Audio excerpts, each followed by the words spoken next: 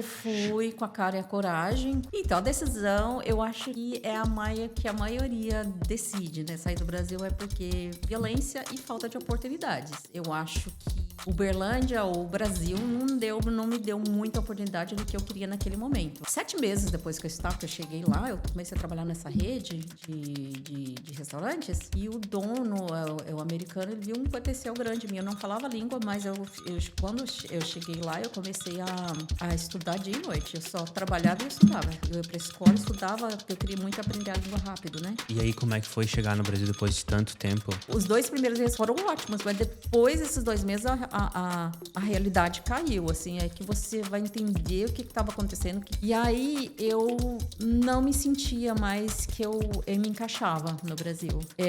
Não que eu não gostasse do Brasil, eu amava o Brasil, eu amava muitas coisas, mas tinha as coisas que você passa a ser inaceitável para você quando você mora num país que está muito avançado, muito à frente do Brasil. Eu estava fazendo muito hiking, viajava muito assim, fazendo hiking, fazendo trilha, né? E numa dessas trilhas eu não sei se vocês acreditam em Deus, o que é, ou uma força maior que foi, eu acredito em Deus.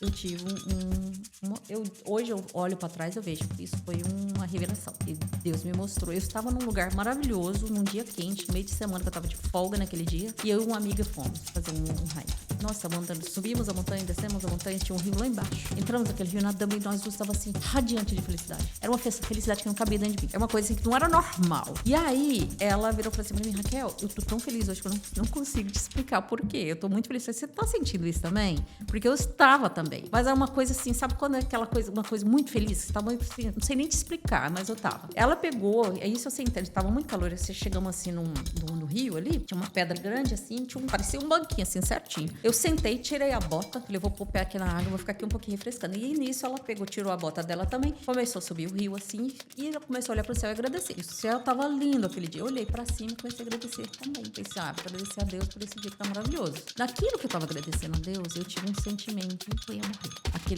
Pra mim, assim, é difícil de falar por isso. E aquele sentimento, eu assim, nossa, eu olhei pro céu e falei assim, então é por isso que eu tô feliz, é por isso que eu tô adiante feliz, é a minha despedida. A despedida desse lugar, a despedida do que eu gosto de fazer. Foi esse o sentimento que eu tive. Mas eu não falei nada pra minha amiga. Daí, beleza, a gente terminou aquele dia, eu fui embora, mas aquilo ficou na minha cabeça. Fui no médico, consegui marcar um médico, fui no médico, falei, eu tô preocupada. Fui diagnosticada com câncer de mama. O diagnóstico foi um choque. Naquele primeiro mês eu fiquei assim, em choque. Eu, triste, eu perguntava pra Deus, por que eu?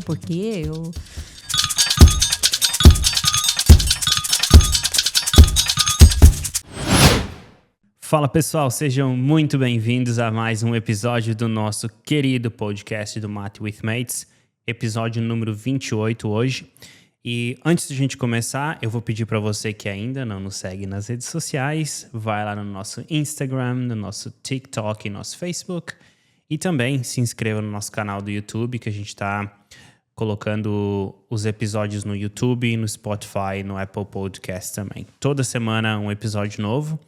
A gente está numa onda bem boa, numa tendência aqui no podcast. A gente está trazendo pessoas de negócios aqui, pessoas empreendedoras aqui na Austrália, porque eu acredito muito também que o brasileiro ele tem algo diferencial que chega na hora de empreender, a gente tem tira força não sei de onde, e a nossa convidada de hoje vai comentar um pouco isso com a gente. E essa pessoa que eu convidei hoje, ela é uma pessoa bem especial, tem uma história que talvez vai inspirar muita gente que está passando por um perrengue, alguma coisinha que não está do jeito que a gente quer, que o nome disso é vida, né? E a gente sempre tem que adaptar, enfim. Mas vai ser um grande bate-papo. Eu sou uma pessoa que eu me emociono um pouco fácil com as coisas, então tomara que hoje eu consiga manter a compostura aqui, mas eu já aviso aos ouvintes que pode ser que escorra uma lágrima aqui e ali hoje, tá bom? Então, seja muito bem-vindo, dona Raquel. Olá, tudo bem? Obrigada. Imagina. Obrigada por esse convite, estou bem feliz de estar aqui com vocês. Imagina, a gente te agradece de tu aceitar. Tá num período bem busy também da vida, né, Raquel? Sempre, a gente não para nunca. Raquel, conta um pouco o que tu faz hoje, quem é a Raquel, onde tu mora. Bom, meu nome é Raquel, para quem não me conhece, né? Algumas pessoas já conhecem, mas para quem não conhece, meu nome é Raquel. Estou aqui na Austrália há exatamente 14 anos, aqui em Melbourne há 8 anos. E hoje eu sou uma mãe, esposa, batalhadora, sonhadora, empática e empreendedora. Eu tenho um café, tinha, né, um café, restaurante ali em South Melbourne. Atualmente moro ali em South Melbourne também.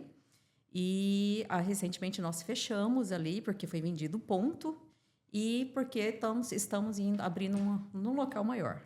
Opa, então vem coisa boa por aí também, Vem Raquel. coisa boa por aí. Aguardem. Como era o nome do café, Raquel?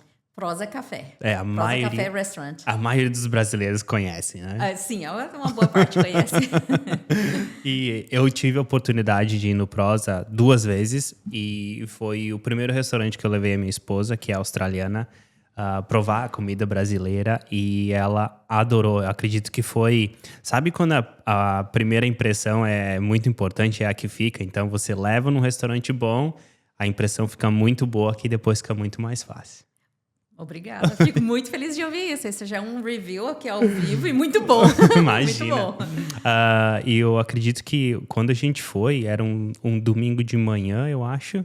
E a gente almoça muito cedo, sabe? Então era 10 da manhã, 10h30, e a gente pediu aquele prato com a picanha e tal.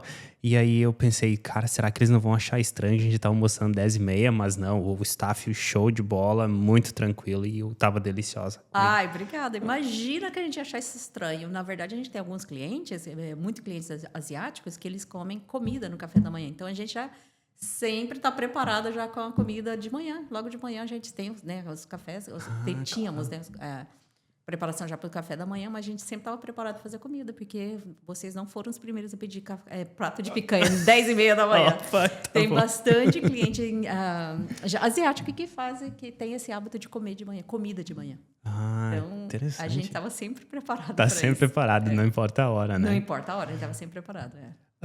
Raquel, vamos voltar um pouquinho. Eu gosto de contextualizar um pouquinho que até você chegar aqui em Melbourne e abrir o seu negócio, teve uma longa estrada, né? Teve, sim. E você é de onde no Brasil, Raquel? Eu sou de... Bom, é uma história longa a minha vida. Eu nasci na fazenda, chama Fazenda Lacraia, no interior de Minas Gerais, mais precisamente ali no Triângulo Mineiro, que é município de Abadia dos Dourados, que é uma cidadezinha ali de 6 mil habitantes ali no interior do Triângulo Mineiro. Então, eu cresci entre a fazenda e essa cidadezinha, é uma vilarejo, né? Até os 9 anos de idade. Aí, com os 9 anos, a minha mãe eu tenho bastante irmãos, tá? Então, era uma galerinha de irmãos ali, um monte. A minha mãe nos levou para Uberlândia, que é uma cidade um pouco maior, ali justamente para a gente continuar estudando e ter uma vida um pouco melhor. Então, eu sou mineira da roça mesmo, gente. E, bom, o brasileiro sabe, né, que tem alguns estados que o povo tem um amor pelo estado que é maior do que o resto do Brasil, né? Eu considero nós gaúchos, gostamos muito do Rio Grande do Sul, mas os mineiros também são bem bairristas, assim, né? São bem tradicionalistas, isso é verdade. Isso. Eu acho que todo mundo no Brasil existe isso, né? Existe. Mas eu vou ser sincera para você, eu amo o Brasil de norte a sul. Eu amo, não conheço tudo, eu conheço alguns estados. Eu gostaria de um dia poder voltar ao Brasil, poder viajar ao Brasil a cada estado do Brasil, visitar todos, né? Mas sim, Minas Gerais o pessoal é mais tradicionalista, sim. E, Raquel, como foi para você, assim, crescer em Uberlândia? Porque a gente ouve falar de Uberlândia porque é uma cidade famosa. Eu não sei se é porque tem... acho que é o Alexandre Pires, não é? De Uberlândia? Sim, exatamente. Isso. Conheci ele quando... Fui muito nos shows deles antes de ele ser famoso. Tá. E como foi crescer em Uberlândia?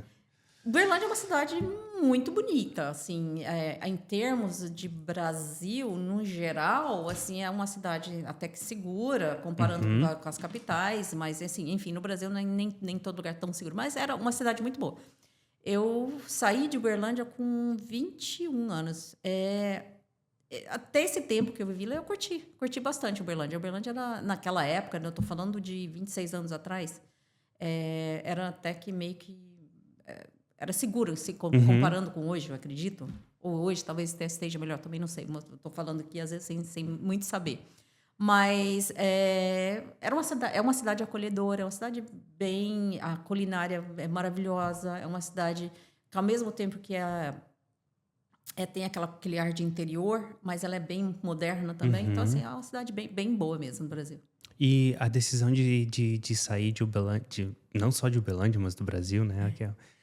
Então, a decisão, eu acho que é que a maioria decide, né? Sair do Brasil é porque violência e falta de oportunidades. Eu acho que Uberlândia ou o Brasil não me deu muita oportunidade no que eu queria naquele momento. Quando eu saí do Brasil foi em 99. Naquela época, nem lembro que governo que era, mas naquela época era muito difícil. Eu trabalhava no shopping, né, de vendedora.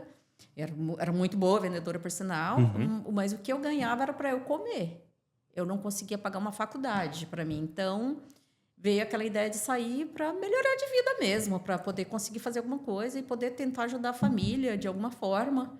Né? A minha família também sempre foi muito trabalhadora, muito batalhadores, mas a vida não era muito fácil no Brasil. Então, por isso que eu quis sair do Brasil, para poder tentar uma coisa melhor, porque eu via que Uberlândia era pequeno para mim. Uberlândia não era o suficiente para mim. Eu queria mais. Eu tinha uma força tremenda de querer trabalhar, de querer fazer alguma coisa, mas eu via que ali não tinha muitas chances para mim. Então foi quando surgiu essa oportunidade de sair. Os Estados Unidos foi o primeiro que veio na minha cabeça, porque eu cresci vendo filmes dos Estados Unidos, Claro. tinha aquele sonho que aquele lugar era um lugar maravilhoso. Então eu migrei para os Estados Unidos primeiro. Então era o quê? 99, você falou? 99, 2000, não tenho certeza, mas acho que foi 99, sim. Eu tinha 21 anos, 99. Então você saiu de Uberlândia, tinha viajado de avião antes, Raquel? Não. Primeira vez que eu entrei no avião, foi. E você foi fazer o quê nos Estados Unidos? Foi estudar? Foi trabalhar? Eu fui com a cara e a coragem, na época eu entrei, no visto de turista, quando eu fui para lá, mas aí eu mudei para estudante e logo quando eu cheguei lá, eu comecei a trabalhar numa empresa e mudei meu visto para visto de estudante e depois eu já 7 meses depois que eu cheguei lá, eu comecei a trabalhar nessa rede de restaurantes. E o dono, o americano, ele viu um potencial grande em mim. Eu não falava a língua, mas quando eu cheguei lá, eu comecei a estudar dia e noite. Eu só trabalhava e estudava. Eu ia para a escola, estudava, porque eu queria muito aprender a língua rápido, né? E eu comecei a trabalhar nesse local 7 meses depois que eu estava. Eu mal falava inglês, mas ele já me colocou como um shift leader, porque ele viu o potencial em mim, que eu queria muito, e ele investiu em mim. E ele até chegou a investir, eu comecei a trabalhar com ele, logo ele já me ofereceu uma loja para ser gerente. Eu falei, não tem condição, porque eu não domino inglês. Ele, não, eu pago a escola para você, se você quiser. Eu falei, não, tudo bem, eu estou estudando. E daí, 2 anos depois que eu estava trabalhando lá, ele já me passou para gerência e me mandou para um outro estado. Aí ele já me sponsorou para poder ficar lá. E aí, nessas lojas, eu fiquei mais ou menos uns 6 meses com uma loja, daí ele já me deu 2, 3. No fim, eu já estava administrando 6 lojas dessa rede dele, e eu que cuidava ali para ele. Daí, conheci meu marido também lá. Então, logo ele já colocou meu marido nessa história também. Então, no final das contas, estava eu gerenciando 6 lojas e meu marido 6 lojas ali né, no estado de Maine. E ali nós ficamos. Eu fiquei ali por 10 anos trabalhando com ele. E tudo que eu sei, tudo que eu aprendi hoje foi que esse americano fez para mim. Ele era um cara que foi... O cara que acreditou em mim. O cara que falou assim, não, você tem esse potencial e eu vou investir em você. E ele fez... Hoje eu sou muito agradecida a ele. Porque tudo que eu sei, os cursos que eu tive que fazer, tudo que eu sei sobre comida, como trabalhar comida, eu fiz praticamente uma faculdade de comida, de como manusear comida, tudo isso. E de administração também, business administration, eu fiz com essa pessoa, com esse americano. Então você era uma mulher de 20 e poucos anos tocando 6 lojas nos Estados Unidos. 22 anos eu já tocava as 6 lojas. 23 anos eu já tocava as 6 lojas. E eu gosto sempre de... 23, não, desculpa, 25, né? Porque eu fiquei 2 anos com uma, 2, com 25 eu já estava com as 6 lojas. E eu gosto de lembrar que ano de 2004, 2005, tá nos Estados Unidos é bem diferente do que agora 2026 tá fora, né? Completamente diferente. Vou te falar que no ano 2000 era um sonho os Estados Unidos. 2001, quando aconteceu as Torres Gêmeas, lá, né, o atentado, tudo mudou. Tudo bem que eu estava lá, tinha pouquinho tempo, mas a diferença foi grande. Tudo mudou. Nada. Depois daquilo nos Estados Unidos não foi igual com o imigrante. Até então a gente era muito bem-vindo lá. Depois de 2001, daquilo, as coisas mudaram completamente. Mas sobrevivi lá por quase 12 anos. E Caramba! esse tempo todo eu fiquei trabalhando nessa mesma empresa, né? Casei nos Estados Unidos, tive a minha filha nos Estados Unidos e trabalhei esse tempo todo nessa empresa. Até o dia que eu falei, a minha filha estava com 2 aninhos, eu estava com muita saudade do Brasil, o green card não saía de jeito nenhum, estava aplicado, eles ficavam renovando a minha autorização de trabalho a cada todo ano, mas o green card demorava a sair. E quando você está no processo de pegar o green card, você não pode sair do país. Eu já não aguentava mais de saudade do Brasil. Eu queria ir para o Brasil. E aí teve aquela crise dos Estados Unidos, não sei se vocês 2008. lembram, 2008 e 2009, isso? Uhum. E que aí naquela crise eu meio que... O Brasil estava aquele boom, todo mundo falando que o Brasil ia ser primeiro mundo. Não sei se vocês se recordam disso, que o Brasil estava encaminhando para o primeiro mundo. É que acho que foi o governo, quando teve o bom governo Lula, né? Que a economia, nossa, disparou, isso e aquilo, naquela né? época, todo mundo via o Brasil como, nossa, o Brasil vai virar primeiro mundo. Peguei minhas coisas, falei, não estou feliz aqui mais, vou embora. Vim de tudo e fui embora para o Brasil. Que você ficou todo esse tempo nos Estados Unidos sem voltar pro Brasil? Sem voltar pro Brasil. Foram quase 12 anos sem voltar pro Brasil. Sem estar, né?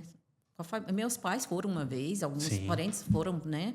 Mas não era suficiente. Aí, como a minha filha estava bebezinha, eu falei, nossa, acho que o Brasil tá bom, vamos voltar pro Brasil, tá na hora. E aí, eu abandonei tudo, vim de tudo e nós voltamos pro Brasil. E aí, isso era 2008, 2009, então? Não, isso foi 2011. 2011 já? 2011, isso. Tá. E aí, como é que foi chegar no Brasil depois de tanto tempo? 2 meses, foi só alegria. Imagina. Nossa, era muito delícia, bom estar ali né? com a família e comer. Eu tinha passado 11 anos sem comer pamonha, então chega lá em Minas Gerais comer pamonha. Eu tomava café da manhã, pamonha, almoçava pamonha e jantava pamonha por um bom tempo.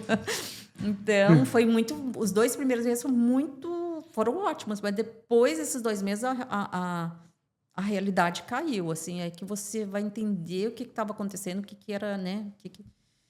E aí eu não me sentia mais que eu me encaixava no Brasil. Não que eu não gostasse do Brasil, eu amava o Brasil, eu amava muitas coisas, mas tinha as coisas que você passa a ser inaceitável para você quando você mora num país que está muito avançado, muito à frente do Brasil.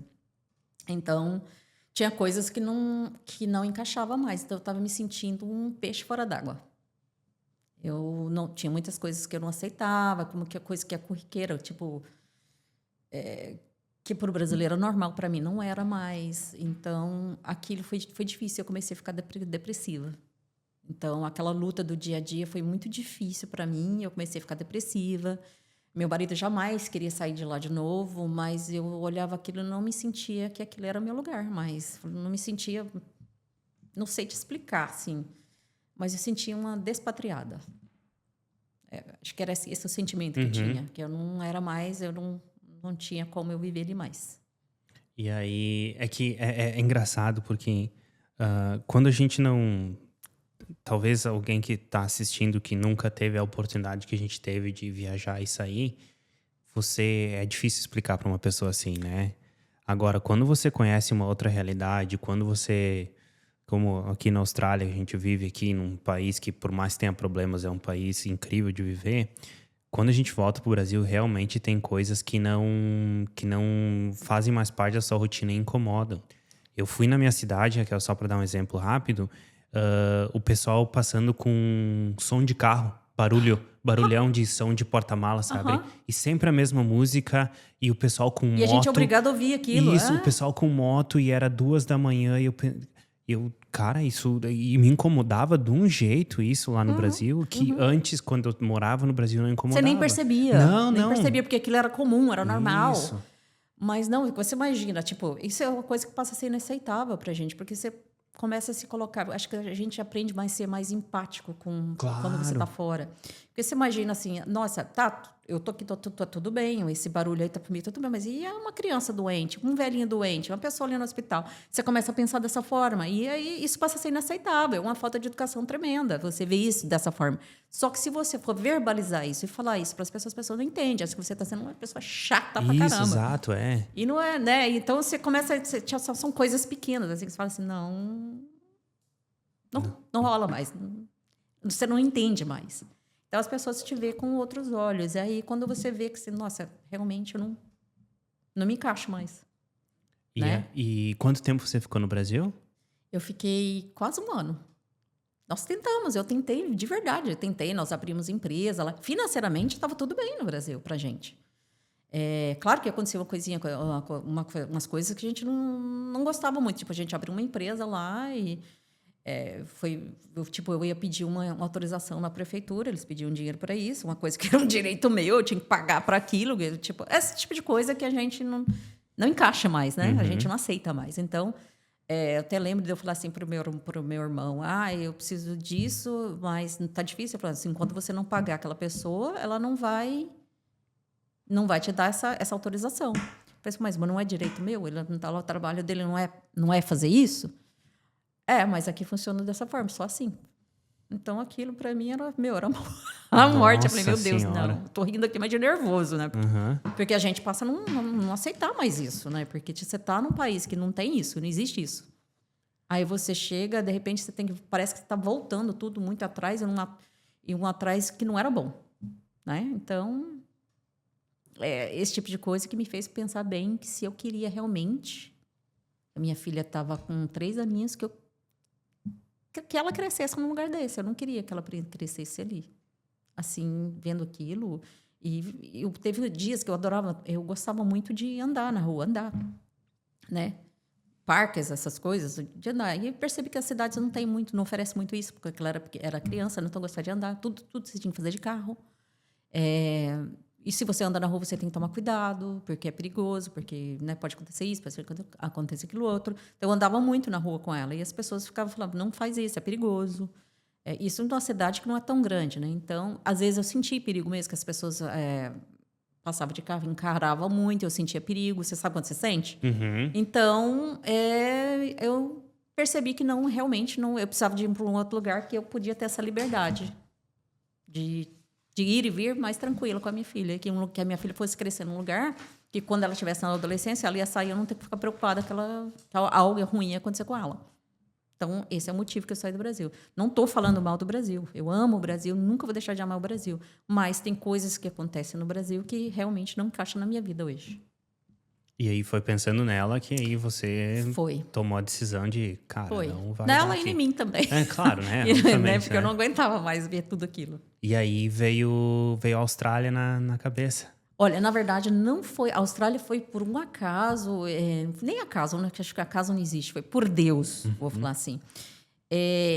Na época, meu marido não queria mais sair do Brasil de jeito nenhum. Ele falou, não, eu quero ficar aqui, a gente vai conseguir, vamos ficar aqui. Só que ele viu que eu comecei a ficar muito depressiva, não conseguia encaixar, nem mesmo com a família, nem a família já não estava fazendo feliz mais. E eu comecei a procurar Canadá, porque eu sempre tive um carinho muito grande por Canadá. Eu não me importo de morar em lugar frio, porque eu morei em Maine tantos anos e eu gostava muito, então para mim estava tudo bem. Ele não queria muito. Daí, ele viu como que eu estava, e aí eu comecei também a procurar muito, pedir a Deus para que mostrasse pra gente qual era o caminho. Era pra gente ficar ali ou era pra gente ir para outro lugar? E no final das contas, a gente teve uns insights assim de Deus mesmo, né? Que realmente era pra gente sair dali. E aí, o meu marido queria fazer a faculdade. Ele começou a fazer a faculdade de TI lá em Uberlândia. E ele sempre teve essa vontade. Ele já tinha feito economia lá em São Paulo, mas aí ele queria fazer essa porque ele gostava de TI. E aí ele começou a fazer TI, e aí nessa história eu falei, vamos para o Canadá. Ele foi procurar uma maneira para a gente ir para o Canadá, para migrar para o Canadá. Nessa procura, ele descobriu que estava tendo um programa estudantil, a da Cisco, que é uma empresa grande, nem sei se eu devia falar o nome de empresa aqui, mas dessa empresa grande lá, que estava oferecendo bolsa de estudos para a área que ele queria estudar no Canadá. Enfim, para resumir um pouco, eram 60 vagas para 4 pessoas de qualquer país do mundo. Ele aplicou para isso e ele foi fazendo lá os testes, até que no final ele foi um dos escolhidos, um dos 4 escolhidos. Meu marido é nerd, eu sabia que ele Enfim, ele foi escolhido. Aí, nossa, beleza, estamos indo para o Canadá, agora é só reorganizar, né, o visto e tudo, né, porque essa própria empresa já ajudava tudo, né. Aí, o que aconteceu? Quando foi para a gente organizar o visto e tudo, a pessoa da universidade ligou para ele e falou assim, olha, parabéns, você conseguiu, você foi selecionado e tal.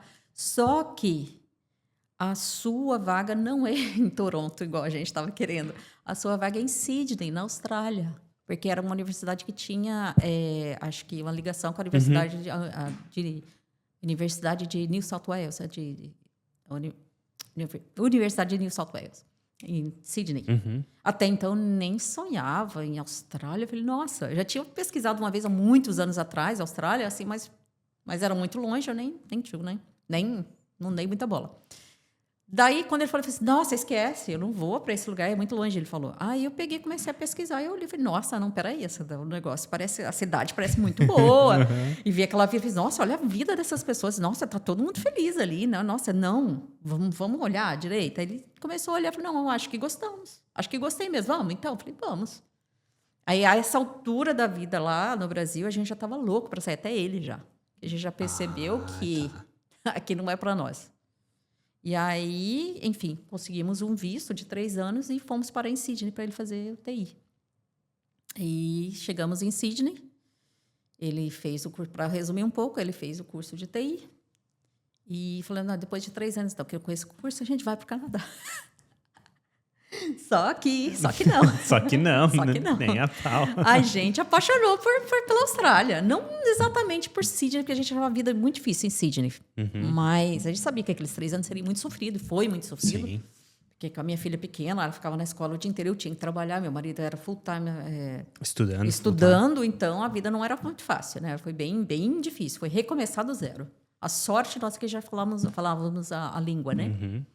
Então, depois de 3 anos, a sorte nossa também, voltando um pouquinho atrás, que eu cheguei, ele conseguiu trabalho numa empresa muito grande aqui na Austrália, mesmo que era, só as 20 horas que ele podia fazer.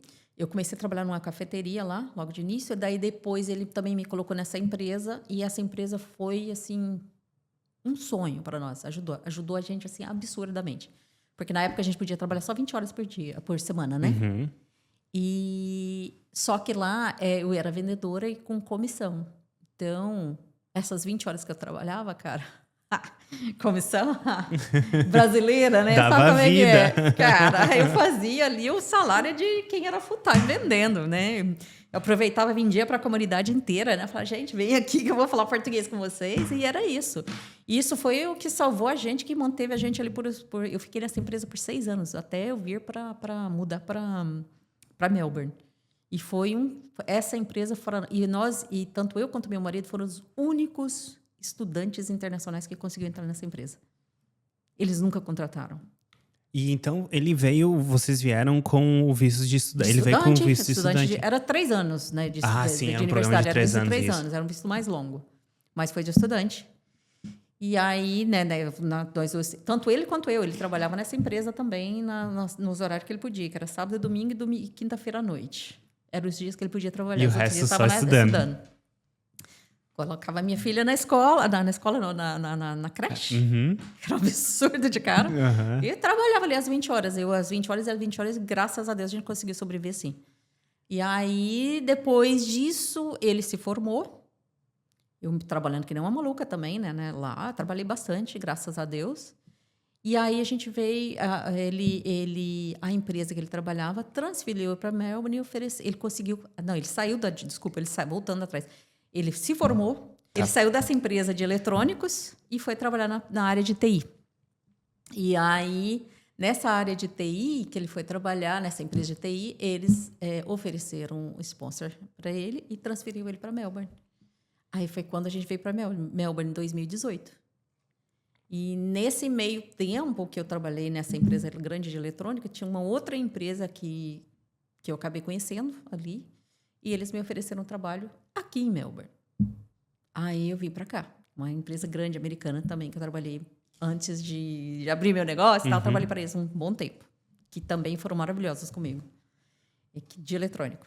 É empresa de eletrônica. Então, eu representava eles no estado de Vitória. O estado de Vitória era todinho meu. E Tasmânia. E aí, eu trabalhei com eles por 3 anos. Depois desses 3 anos, 2020, a nossa residência saiu. Quando foi 2021, ainda logo depois que saiu a residência, veio o lockdown. Teve aquele lockdown, lembra?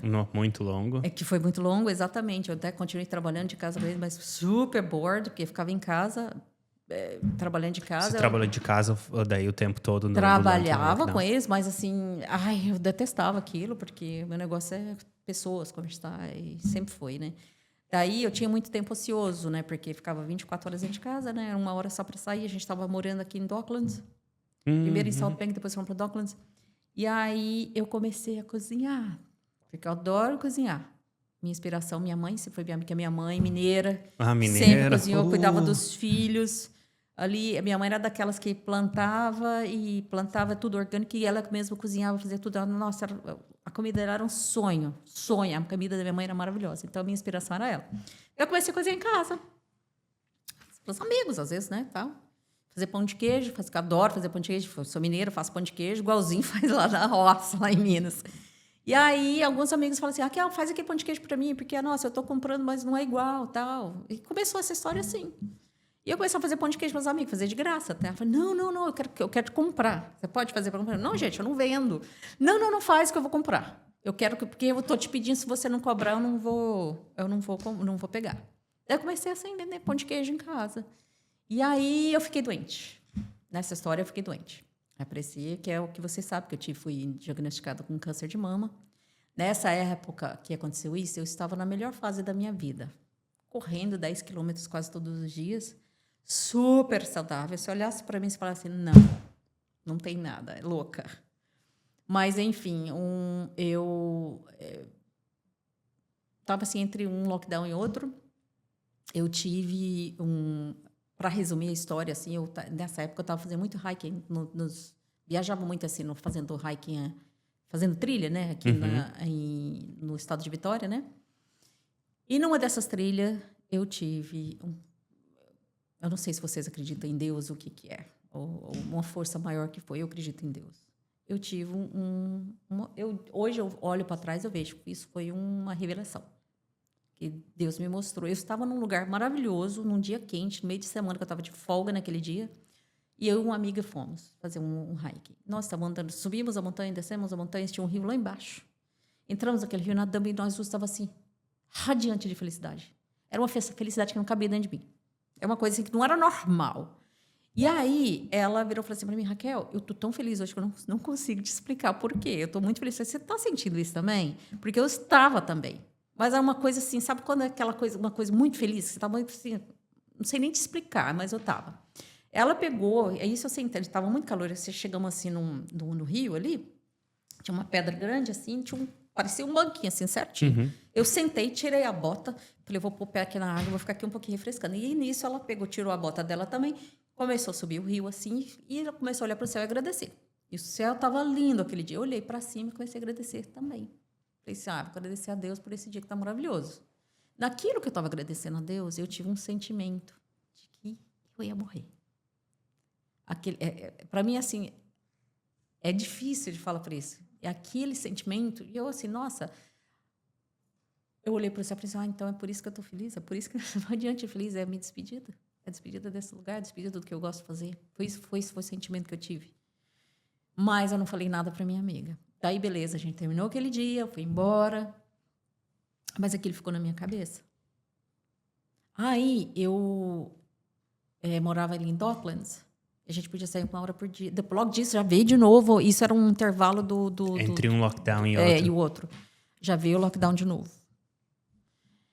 E quando veio o lockdown de novo, a minha irmã foi diagnosticada com câncer de mama lá no Brasil. E aí, eu falei, nossa, e não tinha tido isso na minha família ainda. E aí eu fui no médico, consegui marcar um médico, fui no médico, falei, minha irmã foi diagnosticada, tal, sim, eu tô preocupada. Aí ele virou para mim, olhou para mim e falou assim para mim, não, você tá muito saudável. Porque olhando para mim, eu tava realmente olhando, ele nem pediu os exames, só falou, não, você é muito saudável, não se preocupe.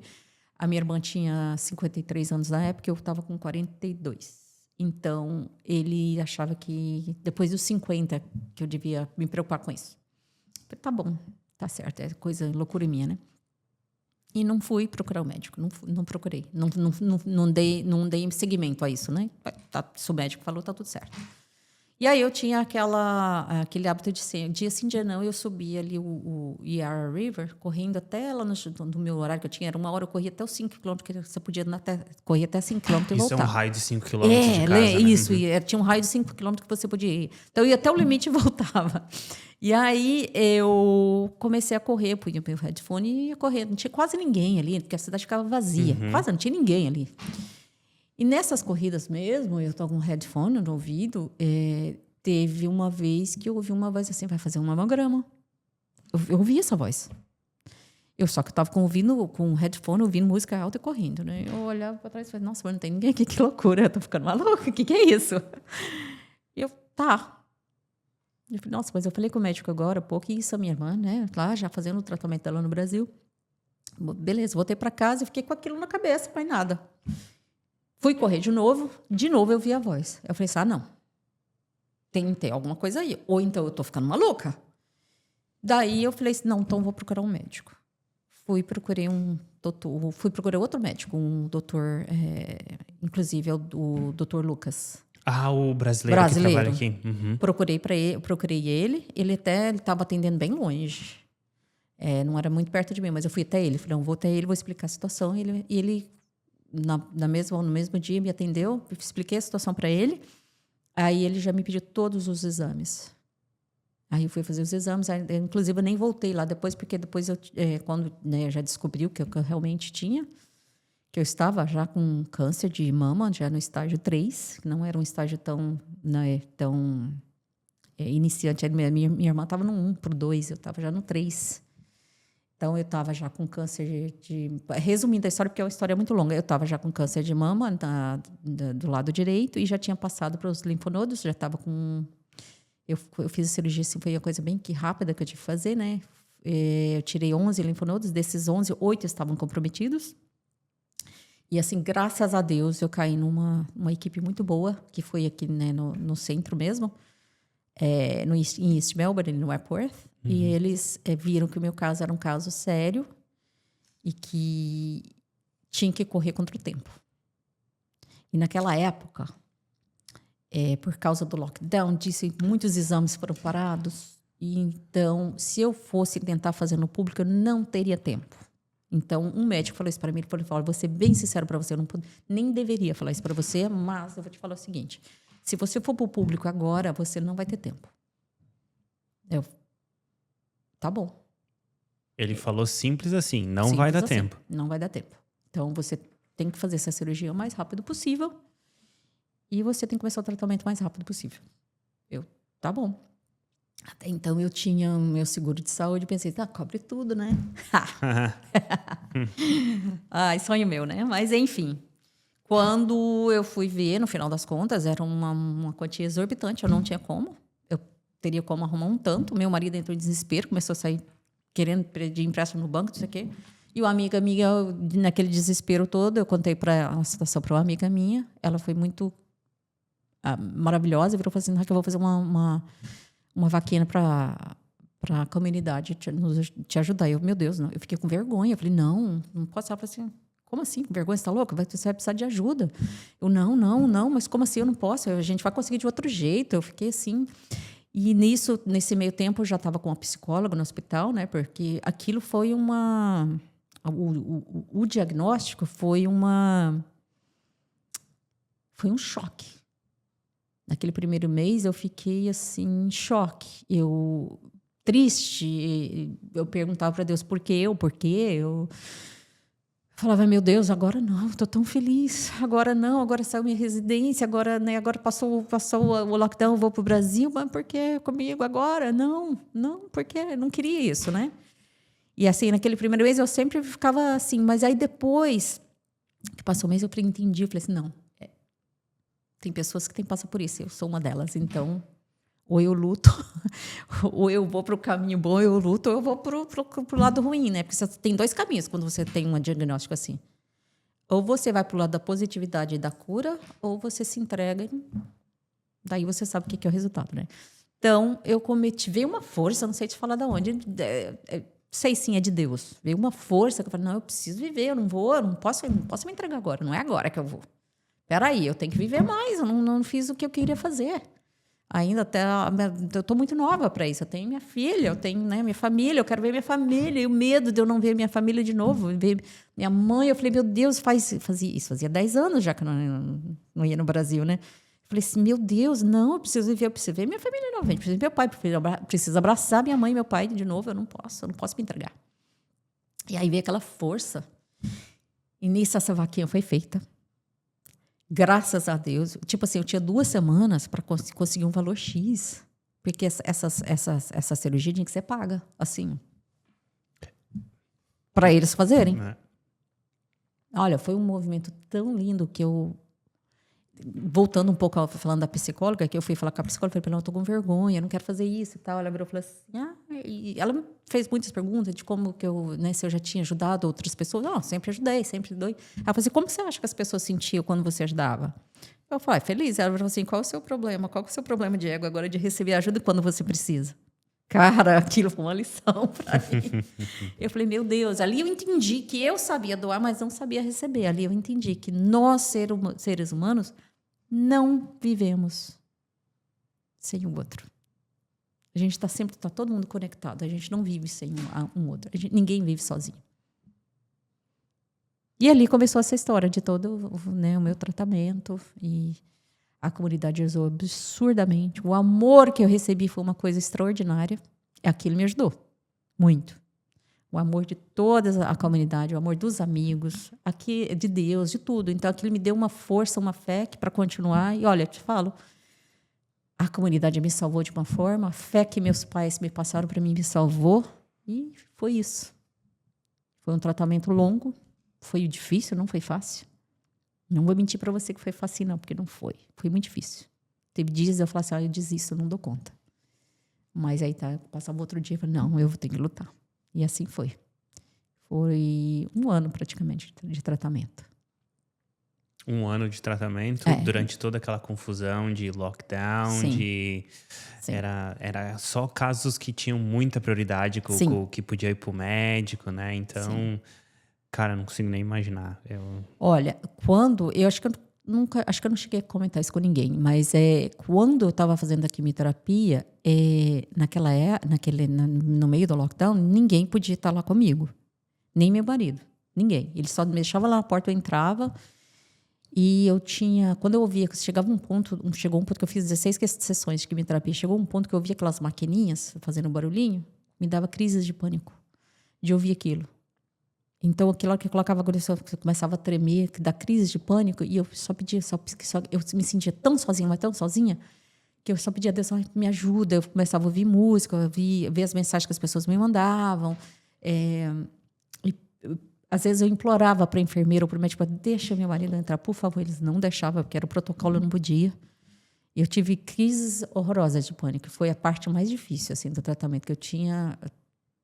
Saía dali, estava tudo bem. Até depois eu passava mal das coisas normais que acontecia. Mas o sentir sozinha ali, de não ter alguém por você, era que doía muito. Era muito difícil.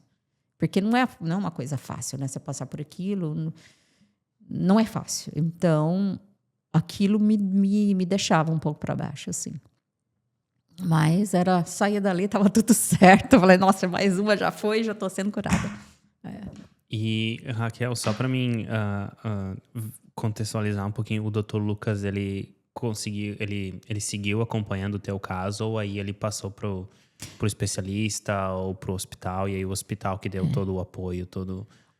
Não, na verdade, ele não seguiu com o meu caso porque eu quis escolher um outro GP mais perto da minha casa. Tá. Então, não foi nem por ele, não. Foi por mim. Ele se preocupou bastante comigo. Então, daí, da mão dele, eu já passei para uma outra GP que eu tinha aqui na cidade.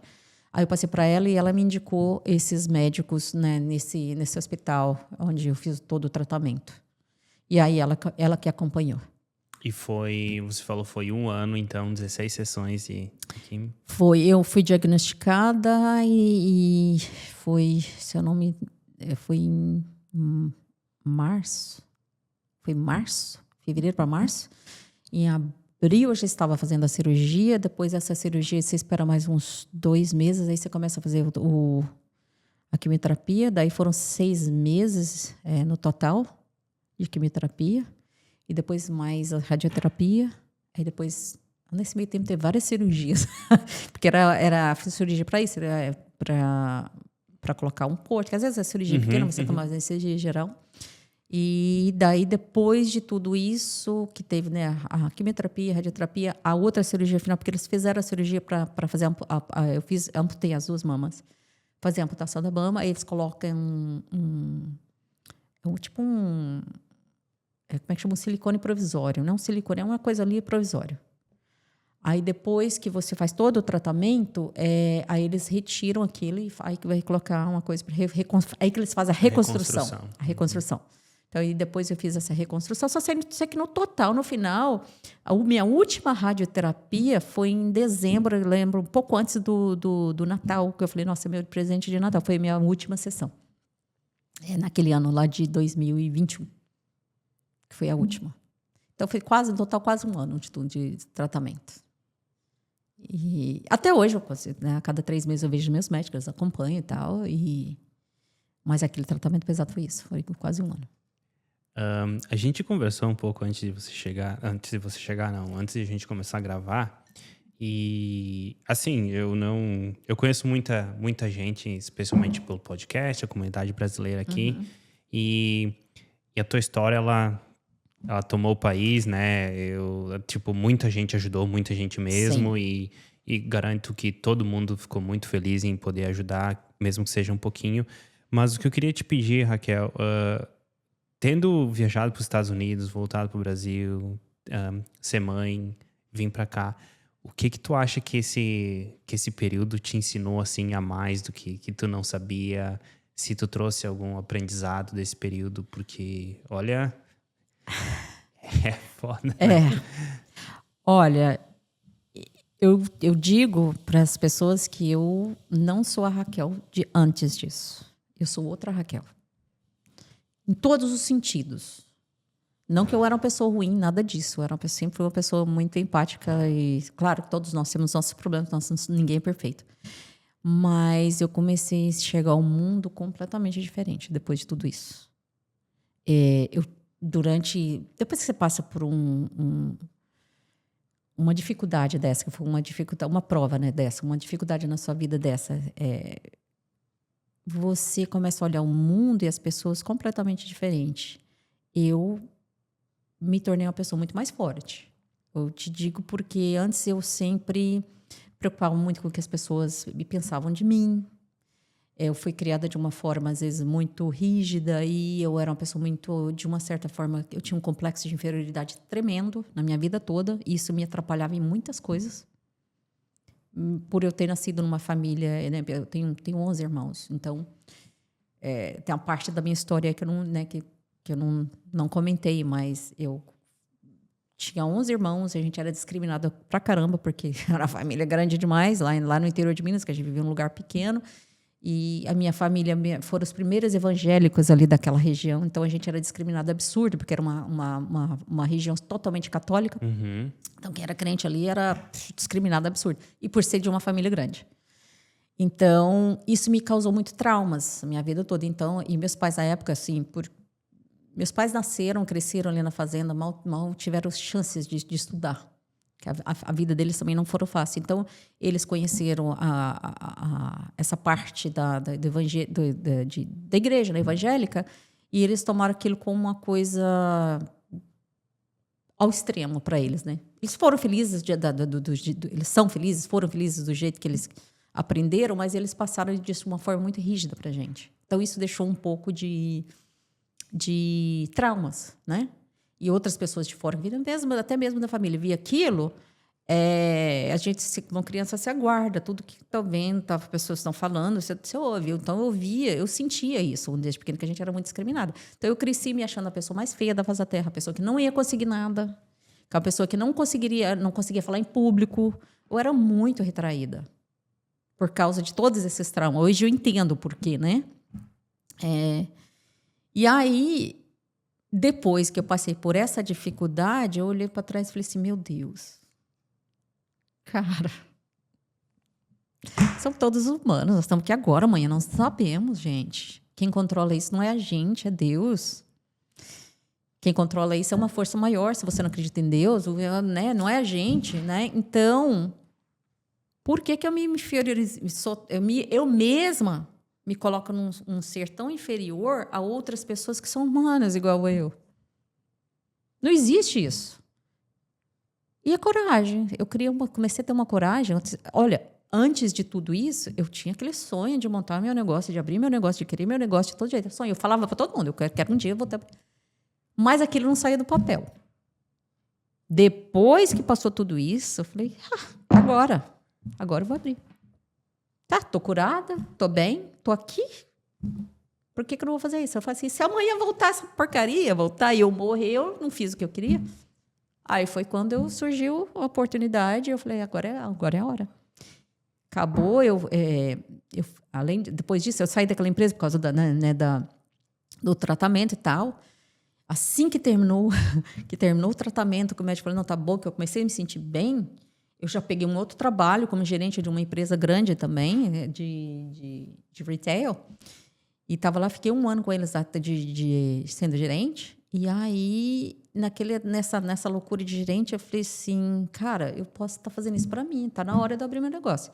Mas, portanto, eu deixei no Brasil primeiro. Fui para o Brasil, fiquei 2 meses lá, no Brasil. E foi a despedida da minha mãe nesses 2 meses que eu fui para lá. Graças a Deus eu fui. E a minha mãe, ela é tudo para mim, assim, tudo que eu faço, a comida que eu faço, tudo inspirado nela, tudo que ela fazia pra gente crescendo. Tudo. Bem mineira, bem ali da roça. E com muito amor, que a minha mãe, que ela deu para nós, foi muito amor. Ela foi uma mulher, assim, maravilhosa. Então, nós fomos para o Brasil, eu e minha filha, viajamos no Brasil em alguns lugares ali, revemos a família, revi minha mãe, pude cuidar dela, pude dar banho nela, abraçar ela, beijar ela, e foi os últimos vezes que eu vi ela. 8 meses, quando foi em novembro de 2024, a minha mãe se foi. E aquilo marcou para mim. Mas, enfim, voltando atrás, eu voltei, cheguei do Brasil, falei, agora eu vou abrir meu negócio. Não voltei para aquela empresa, nada. Falei, tchau. Vou abrir meu negócio. Aí surgiu a oportunidade desse café, que era de uma brasileira lá, que ela tinha um negócio lá antes, né? E ela estava passando o ponto para vender no ponto dela lá. Aí eu fui, comprei o ponto dela, falei, agora. Já estava com várias ideias lá dentro do Brasil, que já sempre tive, de comida, de que fazer. E aí, obrigada. E aí, pensei bastante no nome. O nome não foi um nome assim que veio do além, do nada. Eu pensei, falei assim, eu quero um lugar com um nome que é acolhedor, um nome que você vai, senta para prosear. Lá em Minas a gente proseia, tá? A gente não conversa, não. A gente proseia. Isso também. Vamos dar uma proseada. Ah, vocês proseiam também? Eu não sabia. Sério? Achava que isso era coisa de Minas. A gente faz também. A gente proseia bastante. Então, por isso que veio prosa. Antes eu ia colocar café com prosa, mas eu achei que ia ficar um nome muito extenso, muito complicado, assim, até mesmo pro australiano pronunciar. Falei, não, vamos fazer uma coisa mais curta, prosa, e mais direta. Um lugar para prosear e ser acolhido e ter uma comida gostosa. A minha comida, a nossa proposta de comida ali, sabe aquela comida caseira, de mãe, de vó, que tem que bem saborosa, bem simples, mas saborosa? É isso. É assim, nós começamos o prosa. Com um cafezinho brasileiro também, né? Um cafezinho bom, um cafezinho coado. E o nosso café, do estilo australiano, mais com o nosso grão do Brasil. E foi assim que começamos. Então, você abriu, quando você abriu, era um café, então? Era uma bakery, era uma padaria, uma mini padaria, mas era coisas mais voltadas para cá e misturado um pouco com coisas brasileiras. Eles não... Aí eu mudei tudo, eu mudei até o layout, tudo, mudei tudo. Aí a gente criamos a nossa logo e mudamos tudo. E quanto tempo demorou até você adquirir o ponto e abrir, entrar o primeiro consumidor, Raquel? Eu tomei a decisão, conversei com a menina, ela estava vendendo, eu já comprei, foi 1 mês e meio. A gente reformou tudo e eu criei tudo que eu tinha que criar. Mas em relação à comida, eu já tinha noção do que eu queria. Eu queria um cardápio ali. Eu já sabia, porque como eu já estava vendendo pão de queijo em casa, não sei, eu tinha parado porque eu tinha mudado de Docklands para um outro lugar, mais longe, para o norte. E aí eu falei, eu vou começar com pão de queijo, né? E os salgados, né? O básico do Brasil. E a feijoada, prato feito, aquelas coisas que a gente gosta. Eu falei, e é isso. E assim a gente começou. E foi um sucesso. Logo de cara, assim, nas primeiras semanas, foi aquela história, a gente estava nem 100% preparado, assim, eu falei assim, meu Deus, a comunidade gosta muito de mim, viu, porque a gente não conseguia atender direito, então, assim, tava todo mundo novo ali, era um local novo, então até você se encaixar e saber como fazer direitinho, né, então demorou um pouquinho, então as pessoas tiveram bastante paciência com a gente, porém, gostaram porque eu acho que a comida realmente estava boa, porque voltavam. Aí... E dali, depois, o meu desafio maior foi trazer australianos. E ali onde eu estava, tinha os escritórios ali perto, por exemplo, que eu quero pegar esse pessoal aqui, esse pessoal precisa, né, conhecer a nossa comida, conhecer a nossa culinária. Só que os australianos eles são meio assim, para até experimentar. Eles não têm, porque eles têm um paladar já diferenciado da gente, né? Bem que não conhece. Então, eles têm que... Demora um tempinho para eles experimentar. Aí, esse foi o meu challenge, assim, uma coisa mais difícil de introduzir para eles. Mas, devagarzinho, fui tentando. Às vezes, chegava lá, eles pediam só um cafezinho, um chazinho, eu dava um pão de queijo. Falei, leva, experimenta isso aí. E assim foi. Hoje, eu te falo agora, tem vários clientes australianos que iam lá no Prosa só para pegar pão de queijo. Vários. Quando eu fui, eu era o único brasileiro que estava lá. Exato. Domingo de manhã era eu de brasileiro e o resto era tudo... Exato. Ou era asiático, daí, né, australiano, ou era australiano mesmo. Durante a semana, de segunda a sexta, eu digo para você que 80% dos meus clientes eram australianos ou de outros países. Sábado e domingo tinha mais brasileiros, mas durante a semana eram eles que mandavam. E ali eu fazia os sanduíches ali do jeito que eles gostavam. E aí eu comecei a fazer, porque eles comem pouco, né? Sim, bem pouco. O almoço, porque eu comecei a fazer uns bolzinhos, assim, mas eu inventava, a nossa feijoada normal, que nós brasileiros comemos muito, aquele pratão, tal. Comecei a fazer os bolos menor, só feijoada, com um pouquinho de farofa, vinagrete e o arroz ali. Feijoada bowl, chamava. Bem pequeno, porque eu sei que eles comiam pouco. Sucesso. Não era feijoada bowl, vários outros bolzinhos. Eu inventava com estrogonofe, com nossa comida. Sucesso total. Com eles, durante a semana. Então, eu fazia aquilo como um chef special, assim, sucesso total. Aí, eu comecei a vender. Aí, café da manhã, todo dia eu fazia, 40, 60 pão de queijo, mais ou menos, por dia. Era uma média que a gente vendia por dia. Durante a semana. No final de semana, vendia mais. Claro. Então, aquilo foi crescendo. Quando eu vi o nosso horário de almoço estava mais movimentado do que o café da manhã, do que o próprio café. Tinha movimento, mas o almoço era mais. Porque tinha um café do lado meu que ele estava ali há 10 anos. Então, eu comecei a focar mais na comida. Porque eu vi que ali estava dando... Meu movimento era ali. E sucesso total. Digo, com o brasileiro, com o pessoal daqui, o pessoal... Todos, né, chegavam para mim, você precisa de um lugar maior. Realmente eu preciso. Você precisa de um lugar maior. Então, assim, teve vezes de pessoas ligar para mim, eu quero um lugar para 14 pessoas. Eu não tinha como pegar essas pessoas, porque eu não tinha lugar para essas 14 pessoas. Então, eu comecei a ver a necessidade de a gente abrir realmente um lugar maior. E só para contextualizar, para quem está no Brasil ou quem não é de Melbourne, o Prosa, ele é... por exemplo, em março aqui, que tem a primeira etapa da Fórmula 1, né? O Prosa era de um lado da rua e do outro lado da rua os carros estavam passando da Fórmula 1, né? Exatamente. A gente ficava ouvindo o barulho o dia todo. Então era muito bom, muito bem localizado, né? Muito bem localizado. E os meus clientes também ali... Gente, eu tenho cliente... Não posso falar o nome aqui, mas tem clientes famosíssimos que vai no Prosa. Olha aí. Cliente de um time de futebol famoso aqui, que tá sempre lá todo dia. Tem um cara que ganhou a Copa do Mundo, que vai, meu cliente vai lá todo dia comer pão de queijo, juro pra vocês. Eu não vou falar nome, que eu acho que eu não sei se eu devo falar, mas um prefeito de Melbourne, que foi prefeito de Melbourne por 10 anos, quando Melbourne foi a primeira cidade do mundo por 7 anos consecutivos, ele era meu cliente assíduo, ele come pão de queijo com Vegemite. Juro, ele ia toda manhã, tomava chazinho com pão de queijo com Vegemite. Juro pra vocês, ele era prefeito de Melbourne. A última eleição de Melbourne, ele fez a reunião lá dentro do Prosa, que ele estava ajudando os outros próximos candidatos que fazer, né? Tava dando as dicas. Foi lá dentro do Prosa. Então, aquela região ali, região muito, muito boa. Realmente muito boa. Pena que o lugar era pequeno. Acabou. Mas foi muito bom. Não, pena e... Pena e foi bom. Eu fiz muitos contatos. Muitos contatos. Eu conheci pessoas maravilhosas ali que viraram amigos, né? Para sempre. E conheci, assim... Foi maravilhoso aquele local ali. Sou muito agradecida. Quantos anos ali, Raquel? 2 anos. 2 anos. 2 anos. Fez exatamente 2 anos. E aí, agora? Agora estamos indo para um lugar novo. Um lugar um pouco maior. Ou bem maior. Surpresa. Estamos indo para um lugar novo. Eu posso falar para vocês aqui na região. Devo falar o endereço? Vou perguntar à minha assistente ali. Posso falar o endereço? Pode? Então, nós vamos para 60 Smith em Collingwood. Então, Collingwood foi o lugar que escolhemos. Bem bacana também. Nossa. Então, fiquem aí preparados. A gente tá pegando a chave essa semana. Nós vamos estar reformando. Vai demorar um pouquinho. Peço paciência. Então, acredito que 2 meses nós estaremos reabrindo novamente o Prosa. Prosa Restaurant and Bar.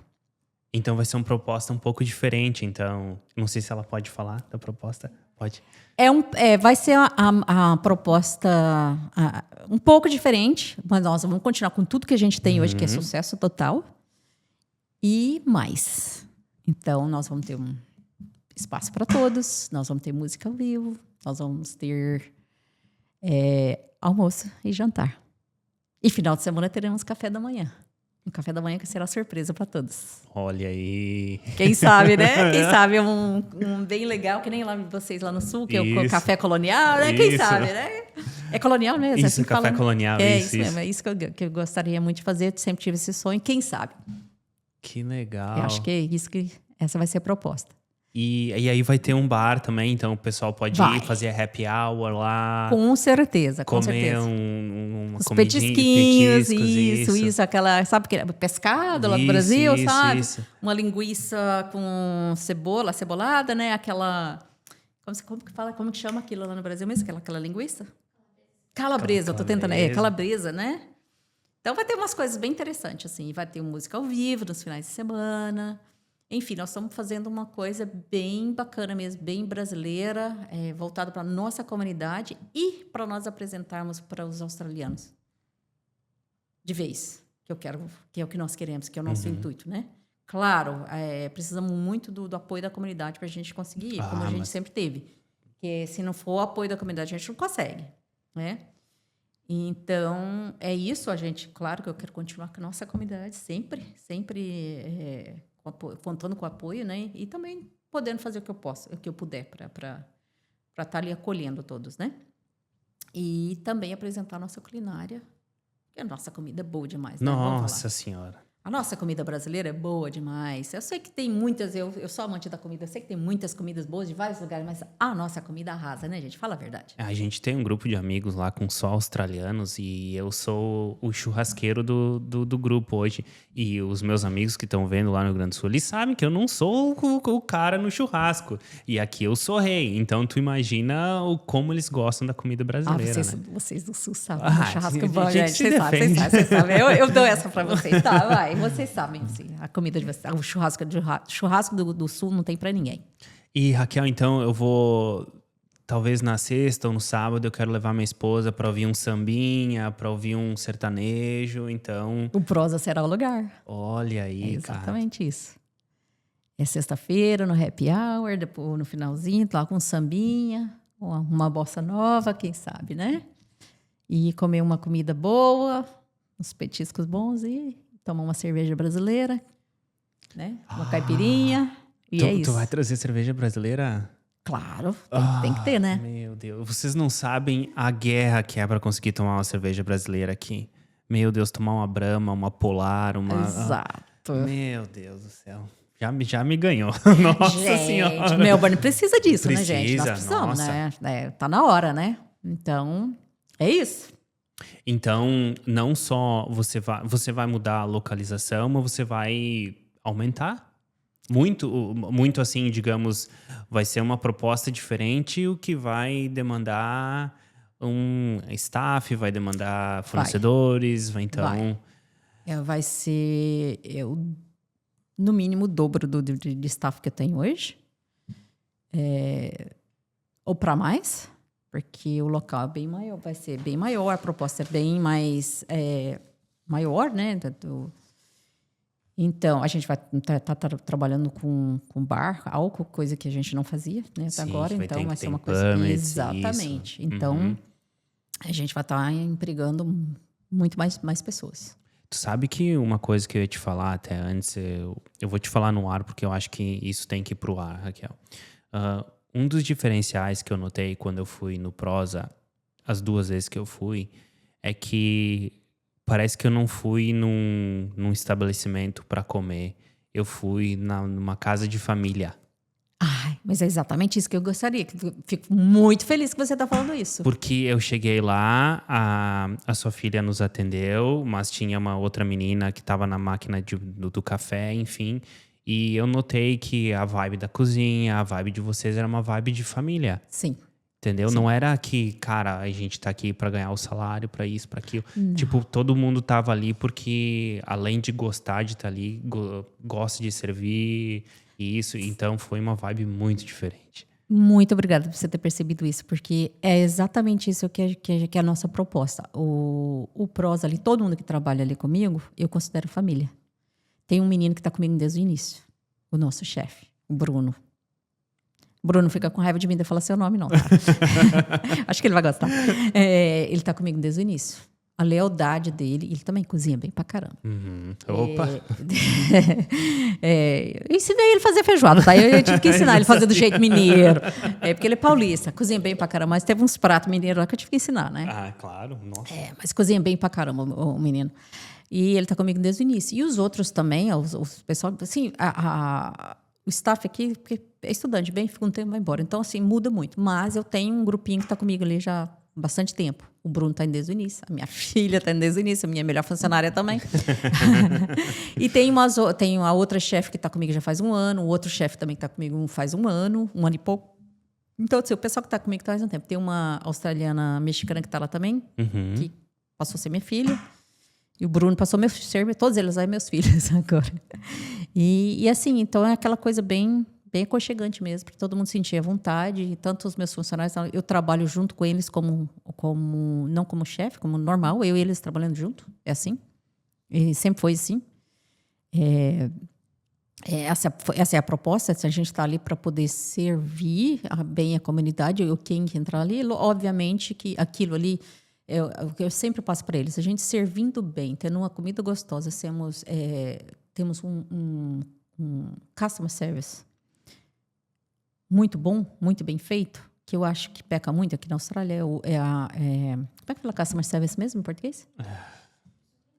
Atendimento ao cliente. Atendimento ao cliente, desculpa, porque às vezes falha.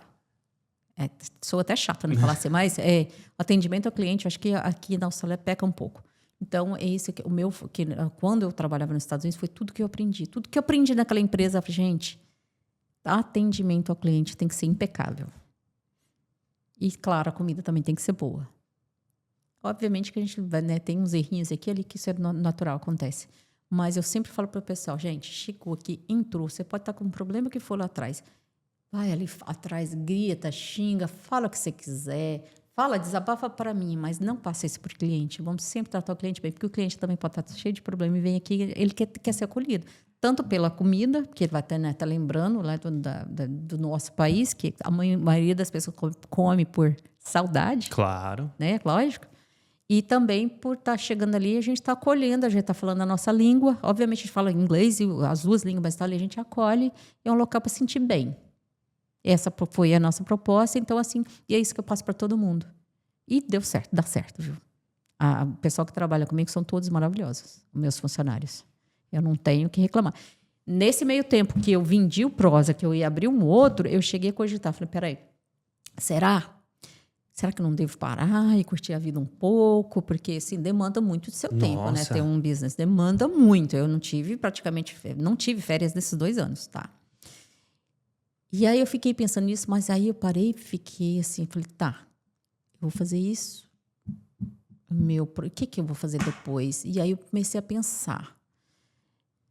E o pessoal que foi leal comigo, que tá comigo esse tempo todo, eu vou deixar eles na mão? Não vou, não tenho coragem.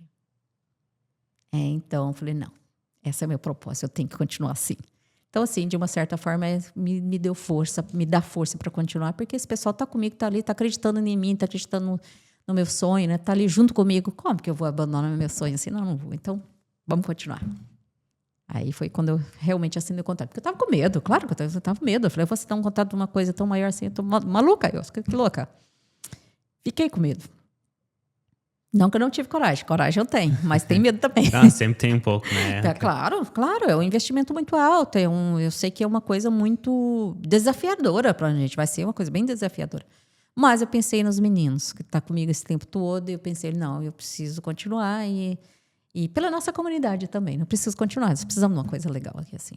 Claro, a gente tem demanda aqui em Melbourne, né, para uma proposta como você vai trazer aqui, Raquel, não tenho dúvida nenhuma. E eu queria tocar nesse assunto agora, Raquel, empreender na Austrália. Não é uma tarefa fácil, eu vou te falar. Não é. Desculpa. Não é fácil, tem vários desafios, mas não é impossível. Então, eu sempre falo assim, se você quer empreender, se é seu sonho, em qualquer lugar, vai atrás. Mas se planeja, procura entender, porque eu bati a cabeça um pouco, tá? Porque eu cheguei e falei, não, agora é a hora, e vou abrir, pronto, e vai ser você feliz, e assim, pronto. Não é bem assim, não. Você tem que entender o que é um outgoings, por exemplo. Você já deve saber que você tem seu negócio próprio, né? Que imposto que você tem que pagar, o que é. É tanta coisa que você tem que pagar.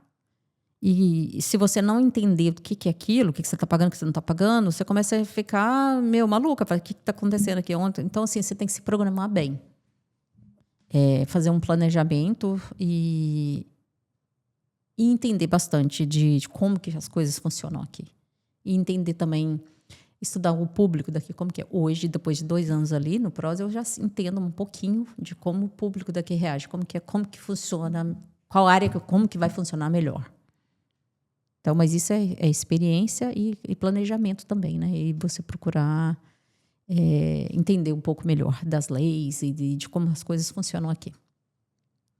Mas não é impossível, né, Raquel? Não é impossível. É possível para qualquer pessoa que quiser ter um negócio, é possível. Só que você tem que estar preparado e entender que não é fácil. Porque às vezes você está no primeiro mundo, você pensa, não é fácil, eu faço assim, vai conseguir, vai ser. Não funciona assim, não é assim. Eu acredito que seja um pouco até mais desafiador do que você está no seu país. Porque no seu país você fala assim, é sua língua, né? Agora, quando você está no país, por mais que eu fale inglês, não é a minha primeira língua, né? Então, é desafiador. Então, tem coisas que você tem que às vezes, resolver, e é numa outra língua que seria muito mais fácil para você resolver na sua própria língua. Não é? Né? Então, você tem que... né? Então, é desafiador, mas é possível, sim. É acolhedor também, viu? O australiano é bem acolhedor. Então, a partir do momento que ele te conhece, que ele confia em você, que você está ali, que está vendo que você está ali, que ele vê que você possa estar fazendo sol, chuva, frio, você está ali, seu negócio está ali, ele vai te dar valor. Tá vendo que você tá trabalhando pesado, ele vai te dar valor. Aí ele começa a ir. Então, essa é a dica que eu dou para as pessoas. Se planejem e acredita. Acredita que vai dar certo, vai dar certo.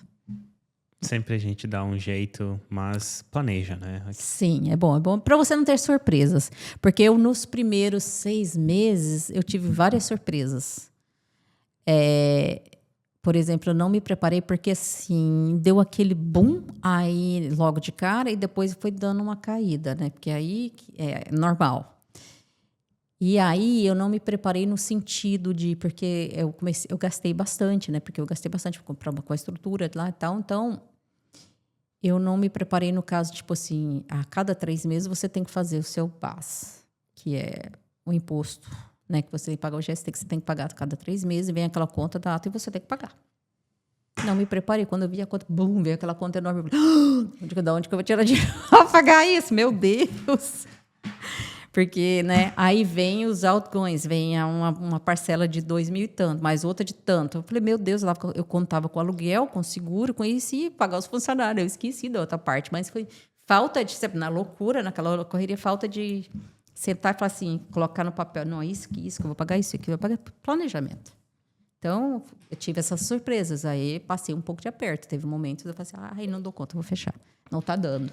Eu pensei, não, peraí, não tô pagando, não tô vendo lucro, então não tá dando, né? Eu pensei, não vou fechar, não vou dar conta disso aqui não. Mas aí, olhando atrás, assim, meu marido também me ajudou bastante. Olha, não, peraí, tá dando sim, aqui vai dar, você vai ter que fazer sim, claro.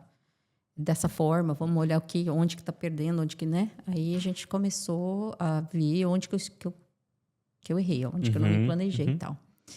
E também teve vezes de eu querer desistir, porque, tipo, você tá lá, assim, um dia tá super movimentado e tem um dia que tá morto. Não tem ninguém, não entra quase ninguém no café, né? Acontece. Às vezes eu tô ali e faço uma mega da feijoada com o maior carinho, o maior amor, esperando a galera vir, a galera não vem. Aí você fala, ai meu Deus, vou desistir, agora o que eu vou fazer? Vou jogar tudo fora? Aí dá aquele desespero, você fala assim, não consigo mais, eu vou parar. Aí chega uma semana assim que você tem que pagar o funcionário, você olha na conta, a conta não... Fala, meu Deus, vou desistir. Mas, como todo bom brasileiro, a gente insiste, né? Fala, não, gente, vai dar certo, é possível. A pessoa vem aqui e gosta, você vai... Faz, é possível que tá todo mundo mentindo para mim, que gosta e não gosta, né? Então, aí você insiste um pouco. Eu comecei a insistir e conversando com pessoas, amigos. Falei, não, insiste, com clientes mesmo, sabe? Às vezes as pessoas nem percebem. Às vezes chega lá, tá todo mundo sorridente, feliz. Ai, tô morrendo por dentro. Tá pegando. Várias vezes eu saí de lá chorando, gente. Isso é normal, acontece. Não é ninguém, né? E aí você vê que é um review aqui, um review ali, uma pessoa te dando uma palavra de motivação ali, que você vai, não, realmente eu tenho que continuar. E eu fico feliz que eu continuei, viu? Porque deu certo. Depois digo para você que depois de 1 ano e 2 meses, tudo começou a fluir muito bem. As coisas, os números, aí já estava entendendo como é que eu tinha que fazer, estava entendendo os números, tudo ficou positivo. Né? Daí eu nunca fiquei no negativo ali, então foi muito bom. Até chegar a esse ponto que nós estamos agora, de aumentar. Que legal. Eu falo bastante, né? Raquel, você foi convidada, você tem que, né, falar, né? Raquel, alguma coisa que você gostaria de falar que a gente não conversou? Ai, nem lembro, né? Eu acho que a gente conversou bastante, né? A gente falou bastante coisa. O que mais que eu poderia falar? Acho que não tem mais nada, não. A não ser que você queira ter alguma pergunta específica. Não, tem alguma coisa que eu gostaria de falar. A sua filha tá aqui com você? Sim. Ela nasceu nos Estados Unidos? Sim. E a maior parte da vida dela, ela passou fora do Brasil, né? Sim. Ela ficou uns 9 meses no Brasil só. Tá. E o português dela é muito bom também. Fluente. Né? Fluente, não proficiente, né? Ela conversa, não tem erro nenhum.